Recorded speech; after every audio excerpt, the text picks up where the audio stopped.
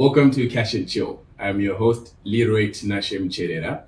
Today we'll be looking at a very exciting topic, personalizing customer experience for lasting relationships. How you can take a regular customer and turn it into a loyal fan of your business.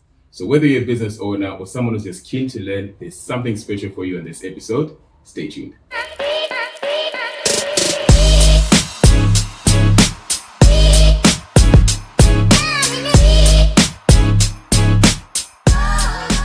Welcome back to Cash and Chill. Joining me today is Anis Ubere, Executive Head of Customer Insights at ZB, a trained and certified data analyst and social data researcher, amongst other things. No one is better qualified to speak on the topic of personalizing customer experience for long-lasting relationships more than this man. Anis, thank you so much for joining us today. Thank you, Leroy, for having me. Thank you. Delighted. All right. Just to dive into the topic, my first question to you would be, what makes personalization of customer experience essential in Thank you very much for such a pertinent question in customer and personalized customer service. It is key and crucial, to really personalize, because if you don't personalize, you don't meet the customer expectation. I go to a restaurant and I don't expect to be given the same caviar as the next guy. I want to be given the caviar that tastes the way that my palate wants it. If you go to the tourist resorts, people would rather go and experience wildlife in the Okavango Delta, which is like in the middle of nowhere. Just for the experience. Exactly, because they expect that, and it gives you competitive advantage. When you personalize it, people can actually choose a brand. People don't pay for price, they pay for the experience. And when you personalize it, if you speak to me as I walk through the door, you greet me by name, I'll feel honored. Clearly, this sounds like a no-brainer for a business to think about. Absolutely. If you make your experience for the customer personalized, they feel much more at home. It's easier.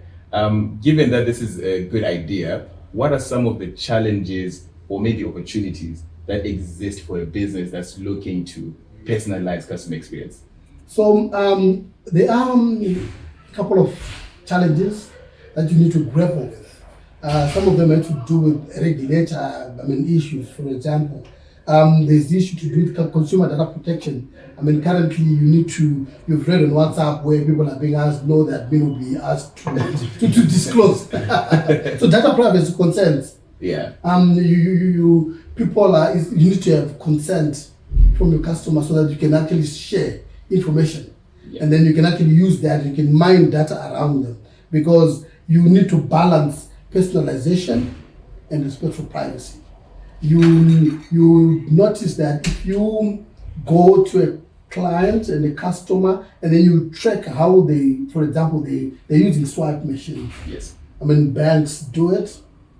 They can actually tell that you visit this particular pub, you visit this particular restaurant, so they can actually make solutions because they know that. But you need to then strike a balance, so that you don't pry into your customer's life, as it were. And then in the integration of technology, it really is a challenge, because systems. But when you go to places which are actually developed like America, they can actually tell, because they do a lot of biometrics, and every shop that you go into, they ask you to give you your email address. Yes. Yes. And the other issue is, in Zimbabwe is unique. It's a very unique country. Very unique country. So resource allocation, how much money are brands willing to invest in making sure that they personalize experience? That's a big question. Challenge. Yes. Because you just don't have the money. You are looking at investing in a CRM, which I know plus or minus 200K, yes, to actually be able to speak to your needs of the customer and be able to do cross-selling and take advantage of the cross-selling opportunities. And but you know what? While these challenges, there are big and vast opportunities that are actually available. Yes. Niche marketing. Okay. Way back when I did economics, I think there's something called Veblen, The people who judge quality by price. Yes. So when you look at brands, they position themselves to be a premium brand. Yes. The whiskeys that people take, blue label, red label, etc. Just for the brand. So there are people who want to associate themselves with that, and then you do niche marketing. Then you can actually be able to trim it off. Okay. This is all coming from personalizing that customer experience. Absolutely. And the other opportunity that comes is if there's anything that is constant in life is change. Of the course. Consumer taste continuously ever change, especially in today's market. Yeah. Absolutely, and the socialization, so we need to be able to have the customer feedback loops. Mm-hmm. And be able to understand that am I still serving the same customer? I mean, gone are the days, when people just used to drink tea for tea. Not at all. Not anymore. It's now about health benefits. Health benefits, yes. Taste of the palate. Yeah. And other things like that. Yeah. Okay. That's a very interesting to walk into. Mm-hmm. If we're looking at it, how can then, as a business, because we've seen the downsides or the challenge that you might face when you're trying to personalize the customer experience, and we've also seen the big opportunities that lie there, right? Now, if you're looking at the practical side of how we actually do it, right? How can, as a business, how can you use your customers' data and customer feedback to implement this personalization process of customer experience effectively? Literally, there's a glaring example, and it's there for everyone to see. Let's use the airlines. Yeah. If you want to go on flights to the UK, to anywhere, long haul flights. Yeah. You segment your customers by their class. True. Walk into the business class, my friend, you'll love it. You don't want to live it. So data can help you segment your market. Okay. And we know which market to sell, which market to concentrate on. Financial services sector, you will notice the needs, the stratification of the needs of your customers. I'm talking about the financial services sector because that's the sector that I am in currently. Yeah. You'd find that you want to be able to position your brand and your service in accordance with the market that you're serving. You position a particular area of service if you want to speak to the informal market. In Zimbabwe, that everything happens in Bali. Everyone is doing hustling. Oh yeah, everyone is doing hustling. So you want to be able to be where the action happens. You want to be able to set up your agencies where things are happening. Yes. And then when you want to also deal with the affluent people, set up service centers and people can actually go in and have coffee, Yeah. and be able to be in the ambience that they want. So it's very important to actually be able to segment your markets and you serve them properly. Okay. I think that's very key. Yeah? Yes, because to my understanding, especially that's a very great example that you gave, that not everyone is the same. Absolutely. Customer experience is not one size fits all. Absolutely. Everyone has a different need, a different demand. So if you're able to use that data and the feedback that they give you, you're able to segment them accordingly and save them accordingly, creating, should I say, a loyal customer base. Tell you what, I'll ask you today.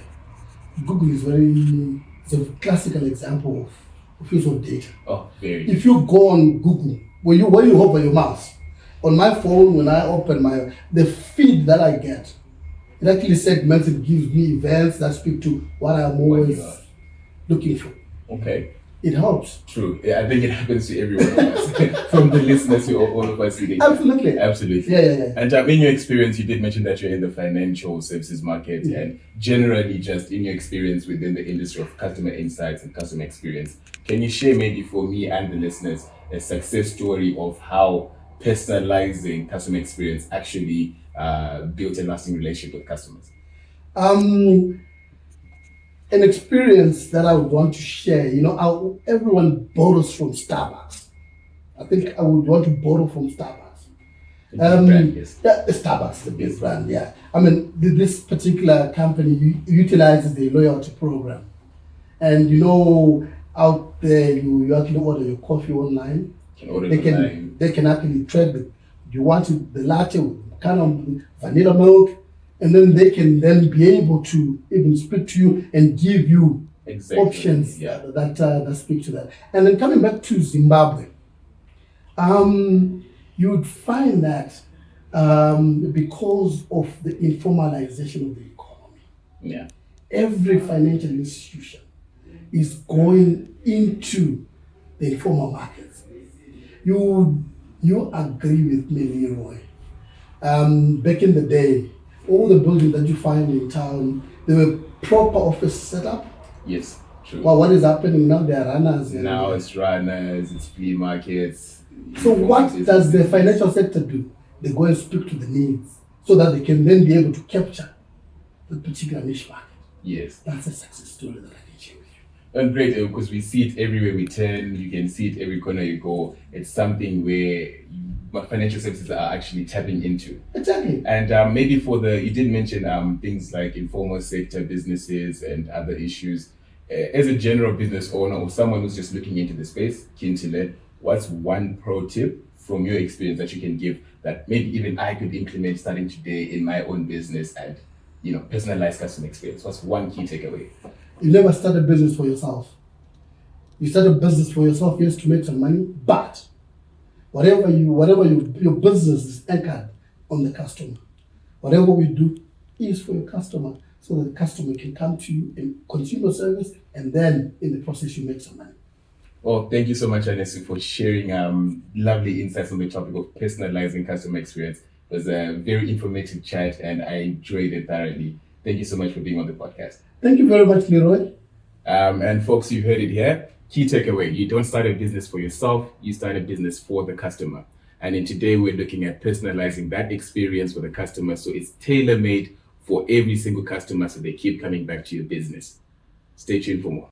Great service means putting you first. Need quick cash for your business? Get a fast, hassle-free loan. No long waits, no stress. Get the financial boost you need when you need it. And to our valued listeners, thank you so much for joining us on an exciting episode today on Cash and Chill. And for you not to miss any other exciting episodes, just kindly like, subscribe, and follow our page. The link is right below the screen. See you soon on the next episode of Cash and Chill, where we'll dive into something even more exciting. Cheers.